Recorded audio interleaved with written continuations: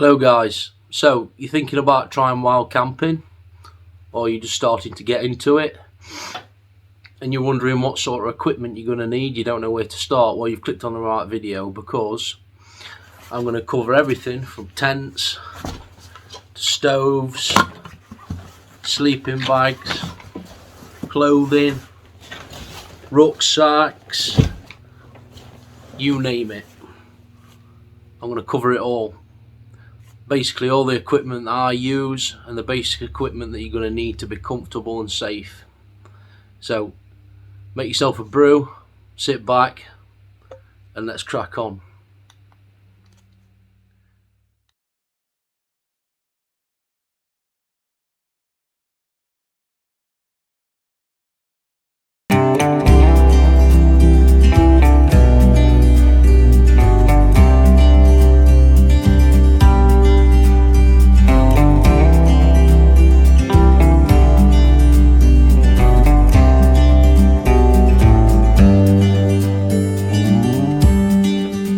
So let's start with the obvious.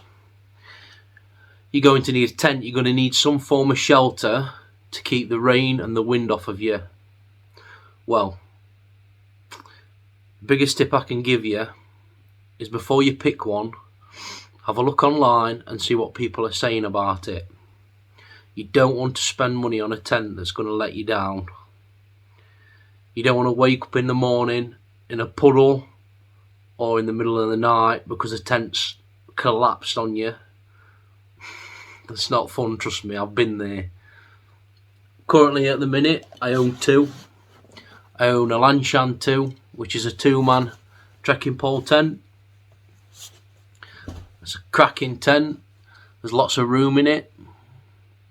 Retails for about £130. It's relatively simple to set up, very lightweight. The problem with that tent is it's not aerodynamic. The wind hits it and smashes into it, and like I've just said, it recently let me down. If I was using a low profile tent like the OEX Fox 2, the wind would have just gone straight over the top of it and I would have been fine. So if you're just starting out, really, I recommend this tent, the OEX Fox 2.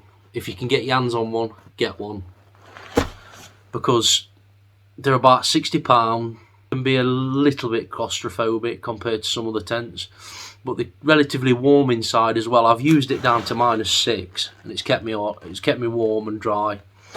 It's never leaked on me. It's just a cracking little tent, and if you're just starting out, you really want to enjoy yourself. You don't want to be let down by equipment failing on you. There are lightweight tents on the market if you're looking for something like that, but obviously the lighter the weight of the tent, the more money you're going to spend on it, and it's not always going to be as reliable as something like the Fox. So I suppose overall I recommend something cheap, reliable, as lightweight as you can afford. Really, you want a low profile tunnel tent because they're brilliant at handling high winds. So you've ordered your tent, now you need to learn how to pitch it. Take it out on your garden, get it out, learn how to pitch it.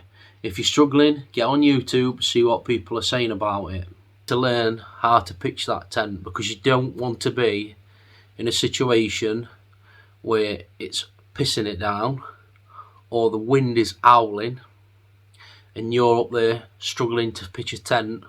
You don't want to be in that situation. Trust me, learn how to pitch your tent before you go camping. Practice it a couple of times, that's all that you need to do, so it's in here, so when you get up there you know what to do with it. And finally, just be mindful of the spot that you pick, because you don't want to pick somewhere too exposed, because the wind's going to absolutely whip into your tent and it's going to rattle your tent around all night and you're not going to get much sleep. You're not going to enjoy yourself really. Also, be mindful of the area, the type of ground that you're pitching the tent on. You want something that's relatively flat and also that's quite firm, so that your pegs will hold firmly in the ground, and also you don't want something that's too firm because you'll struggle to get a peg in the ground. So mate, don't go pitching your tent in a bog or on a rock where you can't get your pegs in, and make sure it's somewhere flat so you've not got umps and bumps in your back all night. You're going to have a bad time if you choose any of that, trust me. So to wrap things up on tents then, you're going to want something that's relatively cheap if you're starting out, something that's lightweight as you can afford, a low profile tunnel tent. You need to be mindful of how you're going to pitch it, and also you need to practice pitching it. So let's move on to sleeping bags then. There are basically two types, down and synthetic. Start with synthetic. This is my synthetic sleeping bag. It's a Vango Latitude Pro 400. It's heavier than a down sleeping bag, but it's also a lot cheaper. And this is my down sleeping bag. It's an OEX Leviathan. Now it's a lot more expensive than a synthetic sleeping bag, but it's also a lot smaller. It compresses down a lot smaller. It's more lightweight. So then, what should we consider when we're picking a sleeping bag? Well, first of all, obviously the price. With sleeping bags, I would say that you do tend to get what you pay for. Now, one thing that many people may overlook is the actual size of it. Now, if it's too small and you're a bigger guy like myself, you'll struggle to get in it and get it all zipped up. And of course you want it zipped up fully to keep you warm, especially in winter. Now this is really the most important thing, because you don't want to be going out in a sleeping bag that's not rated down to the temperatures that you're camping in, because otherwise you're going to be freezing. So something like this Latitude Pro, it's got a comfort rating of -4. Really in England you're not going to get much colder than -6 at the most. If you're just starting out, I recommend that sleeping bag, the Vango Latitude Pro 400. You pay about £70 for it. It's not massive, but it's not tiny either. You can get it in your pack easily enough. I've managed with it for long enough. If you wanted to spend a little bit more money, you can get a down bag like the Leviathan or Rab. Obviously you've got the advantage of it being a lot smaller to pack into your rucksack, but you're going to pay for that. So to wrap sleeping bags up then, consider the size of it. If you can, go to somewhere like Go Outdoors or your local camping shop. Get in the sleeping bag, try it, zip it up, get both your arms in it, pull the hood down over your face, make sure you fit in it. If they think you're going to buy a sleeping bag, they will let you get in it and try it, trust me, they will not be bothered. Secondly, the comfort rating of it. Make sure that the comfort rating on that sleeping bag is going to be at least -6 if you want to camp in winter conditions. Otherwise you're just going to feel the cold and you're not going to enjoy it. If you're starting out, get yourself a cheap 4-season sleeping bag. If you're too warm, you can unzip the bottom of it if you need to. Want to spend a little bit more money, you can get a sleeping bag liner.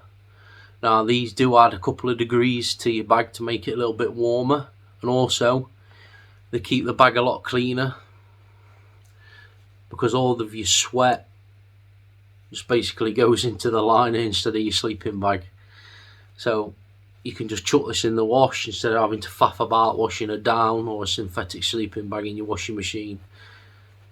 It's a lot easier, a lot less hassle, and it adds a bit of extra warmth for not a lot of money. But I recommend these Trekology pillows. You can get them off Amazon for about 20 quid. So we've covered tents, we've covered sleeping bags. Next, you're going to need a mat to get you up off the ground, get you a bit warmer and a bit more comfortable. At the minute, I've got two types. I've got a self-inflating OEX Traverse and a Trekology UL140. The UL140 is an air mat. It's a lot more comfortable than the self-inflating Traverses. It's also double the price, but it hasn't got a very high R rating. There are some products on the market that have got an R rating of 6 or more, which are rated to be used down to really cold temperatures. Now obviously you'll pay a lot more money for something with a higher R rating because there are more materials used in it. I get away with the UL140 because I know a trick. Here's a good tip for you. Buy yourself a UL140 or a UL80 or a cheap air mat that you're comfortable with. Get yourself one of these off Amazon. It's basically the same material as a car windshield cover. Just go on Amazon and type in thermal camping mat. I basically lay this out on the bottom of my tent, and it does basically what it does with a car windshield. It keeps the cold air out of the tent, coming up off the ground. It keeps it out of the tent and off of me. It really does make a massive difference when you put your hand on this thermal mat and put it on the ground sheet of the tent. After, you really can tell the difference. Now, if you want to spend £100 to £200 on an air mat, that's completely up to you, mate. I get by with that, and it's cost me about £60. It's comfortable, it keeps me warm, it does everything that I need it to. And if you're just starting out, you don't really want to be spending a fortune in case you don't enjoy the hobby. So, to wrap it up then, get yourself something that's comfortable, that's got good reviews online and is reliable, and double it up with a thermal camping mat. So then, stoves. There are lots of different types out on the market, ranging from really lightweight stoves like a Trangia up to something like a Jetboil or a copy of a Jetboil like this one here I have. Now, if you're starting out, I would recommend a gas canister copy of a Jetboil like this one. They're simple to use. Everything packs inside of the pot. So in here, I've got the legs for my canister, the stove itself, and then my cooking pot. So you screw that onto the bottom of a canister. That sits onto your stove. There's your lid. Put your pot, put your water in, and you're away. You're boiling. Now, the reason I recommend these is not only that they're compact and simple to use. You haven't got to faff about with alcohol or anything like that. So if you can, get yourself a Jetboil copy like this one. You can get them for about £50 on Amazon. And finally, if you go down the route of a Jetboil type copy stove, these are the sort of gas canisters you're looking at. I get these Coleman ones from Go Outdoors. They're about £5. You can't go wrong. They last forever. You're obviously going to need some cutlery and utensils while you're up there. Take a cup with you. Also, you're going to need a knife and a fork or a spork or a spoon or whatever you want to take to eat your food with. Also, you're going to need something to carry your water in. Now, I use these fancy litre bottles. You can get from Go Outdoors for about £4. But to be honest, mate, if you're just starting out, get to Asda and get yourself a litre of water. You can get filters and all sorts of different things so you can drink stream water if you want to. But if you're just starting out, pop to Asda and get yourself a litre bottle of water, chuck it in your bag and get up there. Also, make sure you've got plenty of ways to light a stove while you're up there. You don't want to be up there and not have the ability to warm a meal up or make yourself a hot drink. take yourself 2 or 3 lighters in your bag so you know that you're going to be able to light your stove. And finally, once you've got your stove, practice with it, set it up, make yourself a drink, make sure you know how to use it before you take it up there. So before we move on to clothing, I recommend a Jetboil copy that's quite cheap and simple to use. Make sure you've got cutlery, cups, water, don't forget your gas. Practice with it, make yourself a brew, make sure you know how to use it, and more importantly, do not forget to take somewhere light in it. Take 2 or 3 lighters with you, just chuck them in your bag, and then you're going to be safe. So clothing then. Well, the general rule of thumb with clothing is it depends on the time of year, but it's better to have more layers than you need than not have that coat or that jacket that you need to keep you warm. So really, I would pack more than you need just to avoid that situation. So the general rule of thumb is that you would wear a base layer and then a second layer to keep you warm, a fleece or a down jacket, something like that, and then a waterproof layer on top if you need it. So fancy down jackets like this are brilliant. They compress down really small and they keep you really warm, but they're a lot more expensive than something like this fleece that does the same job. I recommend a comfortable pair of trousers that doesn't rub or isn't tight, because you're going to be doing a lot of walking. If you're going out in the colder months, you're going to want a hat and gloves or a neck buff to keep you warm. If you're going out in the summer, you're going to want something to keep the sun off the back of your neck and your face, so you could get a cap or something like that. So waterproofs then, you don't want to get soaked or you're not going to have a good time, so get yourself some waterproof trousers and a waterproof jacket. Again, have a look online, have a look at the reviews of it and make sure it's got good reviews so you're not wasting your money. If you want to, you can look at things like gaiters that keep your boots cleaner and the bottom of your trousers cleaner, and they keep water from going down and into your socks.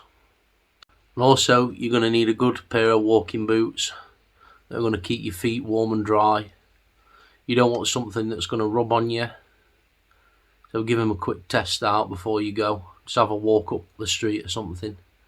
Make sure they're not going to cripple you and give you blisters.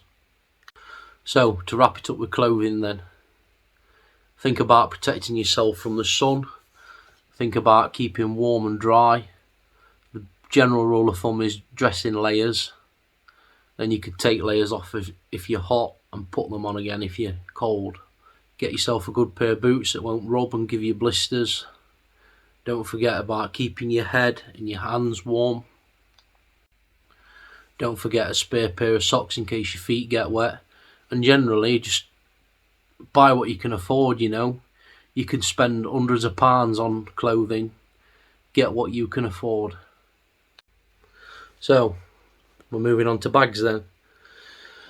When you're starting out, I recommend that you get a reasonably large bag, something like a 70 or 80 litre pack like this. You haven't got to fill it, but it's better to have that bit of extra space if you've only got one bag, so you know that you're going to be able to get everything that you need into it. Don't skimp on it. Don't buy the cheapest one that you can get. Have a look. Make sure it's got good reviews. This one, for instance, has got an adjustable back system on it, so I can raise it up higher and lower so it's more comfortable on my shoulders. It's got a waist strap, attachments for my hiking poles, and also in the bottom of it there's a waterproof cover for it to keep my bag dry if it starts raining. You can spend a fortune on a bag. You can buy an Osprey, or you can buy something like mine, an OEX Valo, for about £70. So then, we've done bags, we've done tents, we've done sleeping bags, we've done stoves. Let's cover food. Now, you can get dehydrated meals, you can get Wayfarer boiling the bag meals. If you want to, you can take a pot noodle up there with you. You can take super noodles, boil them up in a pan with you. You can take a frying pan and cook a steak. You can do whatever you want. If you're just starting out, mate, just take a couple of pot noodles with you. Take some super noodles, boil them in the pan. Get some of these Wayfarer boiling the bag meals that I use. I like to warm them up in my pot and use the water that I've used to warm the meal up to make a drink with me. So I've got to carry less water, I've got less messing about, it's simpler, it's easier. Do what works for you at the end of the day. So finally, I want to cover a few very important things before you decide to go out. So these are some things that a lot of people might overlook, but they are really important. You need to know where you're going. You need to be up on your navigation. If you can, get yourself an OS map. Take it with you just in case you need it. Study it before you go. Get online, look at Google Maps, check out where you think you want to go. Or you can use an app on your phone like View Ranger or Google Maps, or another one, Locust Maps, where you can get a GPS reading just to see where you are, and then you can refer to your map for where you wanted to go, really. Take a little first aid kit with you. You don't know what's going to happen. You might be up there on your own. You might get in some bother. Just take a little simple first aid kit. Take some plasters, a bit of a bandage, some painkillers, stuff like that. Also, get a Mylar blanket. If your tent fails or for some reason you end up wet and cold, you don't want to be uncomfortable. You don't want to die of hypothermia or anything like that. Let's get one of these. They're about £2 or £3 and go outdoors. It might save your life. Get one. It weighs nothing. It costs basically nothing. And it might save you from hypothermia or death. Get one. Also, while we're on the subject of safety, take a whistle with you if you can. You might end up falling down a hole. You might step in a hole and snap your leg, and you're struggling to get attention or someone to help you. I don't know. I've never been in that situation, but you don't want to find yourself in that situation and you're stranded and no one can help you. So get a whistle. I've got one that's built into me map cover here, or you can just get a separate whistle and take it with you. Get a power bank. Have some way of being able to charge your phone so you can keep in contact with your friends or your family, so that they know that you're safe, and if you do come to any harm, you can tell people what's happening and get help.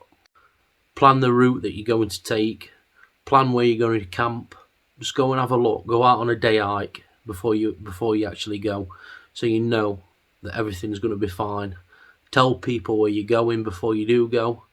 Text them and let them know that you're there, that you've arrived safe and everything. And most importantly, and this is important, do not leave any rubbish. Take all your crap home with you. Take it home with you. Leave no trace. Another little tip for you is set up late and pack up early. That way, any walkers aren't going to give you any bother and they won't even know that you've been there. Obviously, you're going to need a torch for when it gets dark. I use a little Olight keychain torch here. It's quite bright, as you can see. It does the job. And I use a tent lantern like this one that I got from Go Outdoors. They're not expensive. Take a Swiss Army knife with you, or some form of pen knife. You never know if you're going to need to cut anything and it might get you out of bother. Just take it. They're not expensive.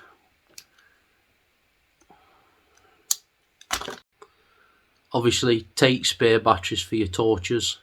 You don't want to be out without any light in a situation where you're going to need it. So, you might get caught short and need to go to the toilet up there. Well, take a trowel with you, dig a hole, take some baby wipes, do what you need to do and bury it. No one wants to come across your mess and stand in it. Just bury it.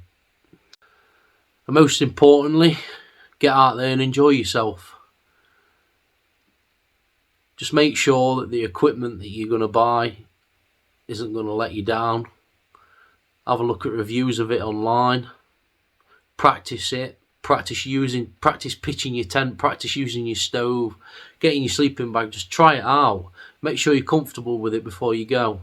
And everything will be a lot smoother for you, and you'll have a lot more fun, and you'll enjoy yourself a lot more. Especially if it's your first experience. You want to have a good time. You don't want to have a bad time, because then you're never going to want to do it again. So just have fun. Make sure you're warm. Make sure you're dry. Make sure you've got all your kit that you're going to need. Have a good look through it when you're packing it. Write a list if you need to, so that you don't forget anything. Take plenty of food and water with you. And just be respectful of the environment and where you are and other people. Don't destroy things. Don't leave rubbish laying around everywhere. If you need to go to the toilet, bury it. No one wants to come across that. No one wants to come across your rubbish. And just be a good human being. That's what it's all about, really. And finally, if you've enjoyed this video, please do subscribe.